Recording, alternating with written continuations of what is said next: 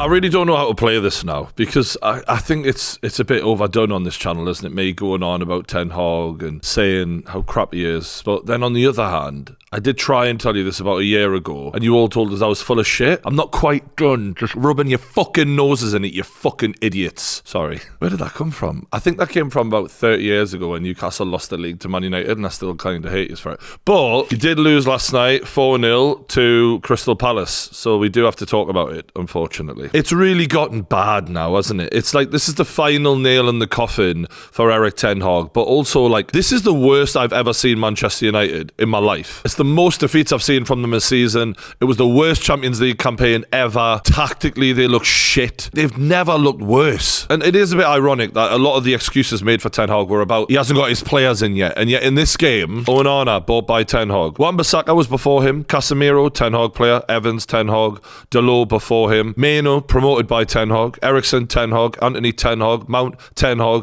Garnacho, promoted by Ten Hag. Højlund, Ten Hag. This is his team, man. And it's shit. And you just gave him 400 million. Now, there are injuries. I accept that. Do you know who else has got injuries? Newcastle. Worse injuries, in fact, than Man United. We're playing a backup goalkeeper, a backup right back, a backup centre back, a left back at centre back, a backup left back. In the midfield, we've got Guimaraes, Longstaff and Murphy. So out of the midfield, the defence and the goalkeeper, only Bruno Guimaraes and Dan Burn, who's not even playing in his rightful position, are our first team players. You can't just blame everything on injuries. It wasn't long ago Man United were 10 points clear of Newcastle in the league. We've just overtaken them. And by the way, we just beat Burnley 4-1 away from home, a side that Man United couldn't be at home. And look, I'm not just going to gloat for the whole video. I do want to get onto what I think Manchester United should do, but it is important just to recognise just where this is right now. Man United in May are on a -3 goal difference. I could talk for an hour. I don't think I would ever do justice how shocking that is for a club that big. We've seen downfalls of giants before. This is monumental right now. And this has been done under the stewardship of Eric Ten Hag. I've seen Man United fans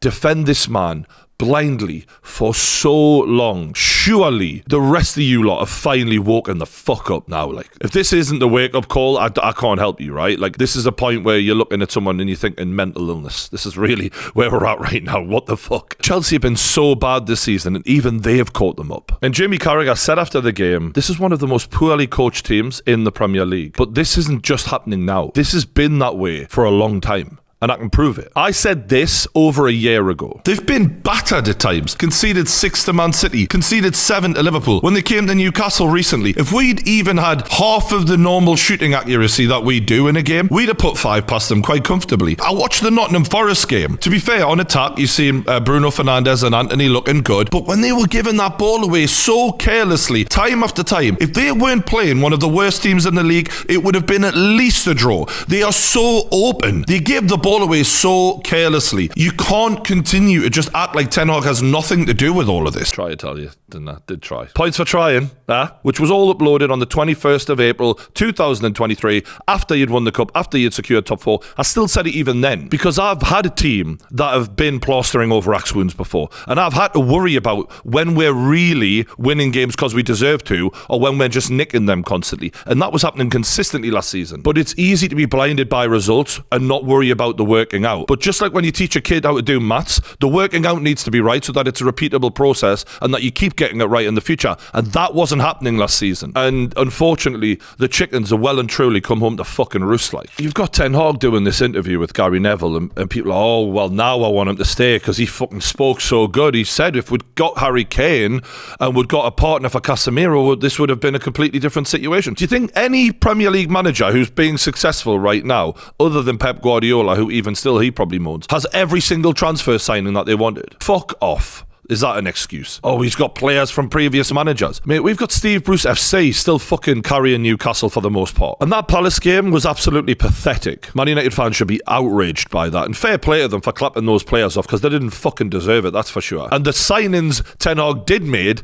have actually made them worse. People are pointing the finger at Casemiro, for example. Ten Hag signed him. And yeah, he actually was a good player when they signed, but like you signed him for a lot of money at that age, knowing there's not a lot of years left in a job which requires you to have young legs. Do you know what Real Madrid did when they got rid of him? Signed Tchouaméni, 22 years old, for roughly a similar price. You got scammed because of Ten Hag. He has the shots faced per game in 2024. Man United, easily the most shot at team in the Premier League, below Sheffield United, for fuck's sake. And yet there's still people saying he should stay. I never thought I'd see the day where my standards as a Newcastle fan were higher than Man United fans out there. And do you know what? There's other things that he got wrong now that we can actually look back at it and go, you fucked up royally there. Letting David De Gea go for Onana. Clown mistake that. There's no way in hell David De Gea, even though he made his mistakes himself, is as bad as Onana. The way Onana got beaten on that near post last night, that's like criminal for a goalkeeper, that. Letting Cristiano Ronaldo go and then bringing Rasmus Højlund in and being like, yeah, he's just a young lad.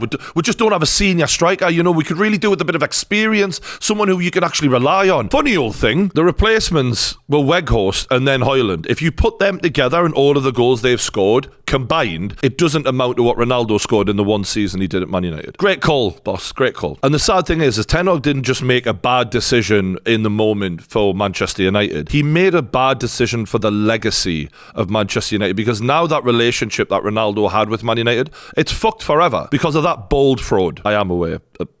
Boldiness. But you get it. That's a man who deserves a fucking statue outside of Old Trafford, and you're tossing him out like that for fucking Weghorst and a young kid who may or may not come good. Mental. Even the beef with Sancho. You blatantly lashed out at him because the Arsenal game didn't go your way. You then have this proper standoff where Sancho ends up going back to another club, kills it for them, is on the way to a Champions League final. Meanwhile, Anthony, still shit. And last season, when everything seemed rosy, I was highlighting the fact that Man United are shipping far too many goals in big games, and that's a serious concern as to where the players down tools for this guy when things aren't going their way. A year later, we can look at the full picture now and see 4-0 defeat to Brentford, 7-0 defeat to Liverpool, 6-3 to City, 3-0 to City, 3-1 to Villa, 3-0 to Sevilla, 3-1 to Brighton, 3-2 to Galatasaray, 4-3 to Copenhagen, 3-0 to Newcastle, 4-0 to Brighton, 3-0 to Bournemouth, 4-0 to Palace. Numbers don't lie, man. And after 400 million spent, it's getting worse, not better. It's the most goals they've conceded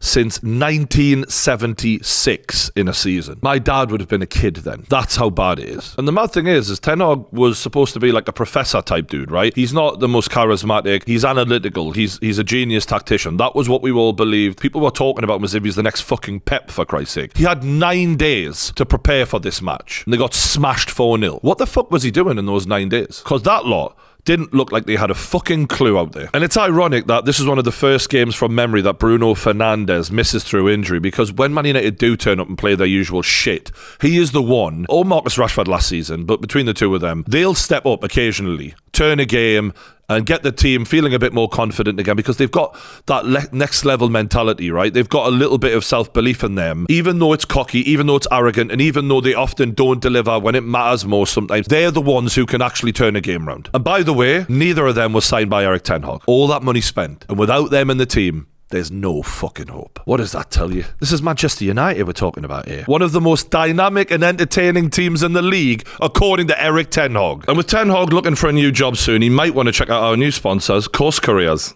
No, seriously, they actually are really good. They help you learn tangible skills so that you can sack off the boring day job and actually do something you're really passionate about and get paid for it. So, for example, you can learn skills such as software development. All you have to do is click the link in the description below and you can start learning now for free. But back to Manchester United. So, what do Manchester United do from here? Well, if there's one thing I think they're lacking more than anything else, from top to bottom, it's characters. Man United as a club keep falling in love with this idea that they are still the world's biggest and best club. And it makes them be overly ambitious and try and get ahead of the curve and sign the next big thing, whether that be the next big manager or the next big player. And often they don't do their homework. There's no proof of actual quality within the individual, and they overspend. Classic case, Eric Ten Hag, Anthony, these kind of players, and it flops. What they need to do is humble themselves and realise where they are in football right now. Not where they were, not their identity of this biggest club in the world. Who are you now? Because you can only develop a plan to get from A to B if you know where fucking A is. And right now, Man United's heads are up their A-hole. You aren't Man United anymore, and I know a lot of you know that,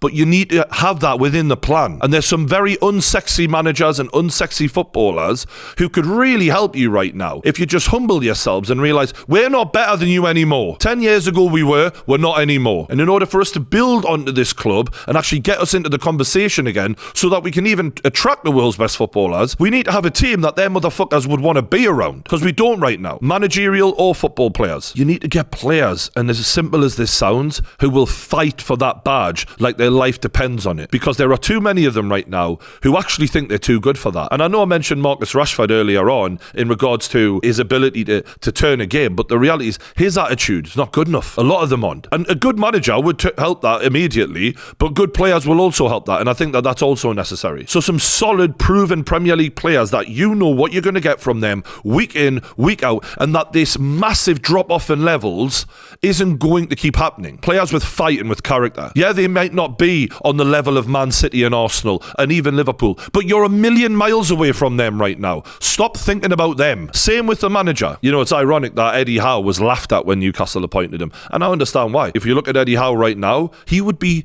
perfect for Manchester United. Don't fucking come and get him, by the way. But I'm just saying, Man United for years would have looked down on a man like him. A manager who can take lesser talented players and get the absolute maximum potential out of them. Someone who would be grateful for the role, who would appreciate the job. Someone who is tactically clever, can motivate players, and isn't bad at signing players either. He might not be the next Jurgen Klopp or Pep Guardiola, but you know you're going to get a really good, solid season and a good team out of him. Now, I'm not saying you should get Eddie Howe, I'm just using him as an example, but it's about humbling themselves at Manchester United right now and actually going for guaranteed performers. Man United are plummeting right now, and they need to acknowledge that instead of living in the fucking clouds. And if that means accepting some unsexy names coming through the door that you know are going to perform, then that's exactly what you should do. Because when I hear people say, who could really do better than Ten Hag, I think to myself, are you fucking watching this shite? Are you watching the fact that every single team outplays you on a fucking weekly basis, no matter if it's Burnley, Nottingham Forest, whoever the fuck it is? You're getting outplayed constantly. Do you think those managers that keep coming up and taking the piss out of you have better footballers than you do? In terms of ability,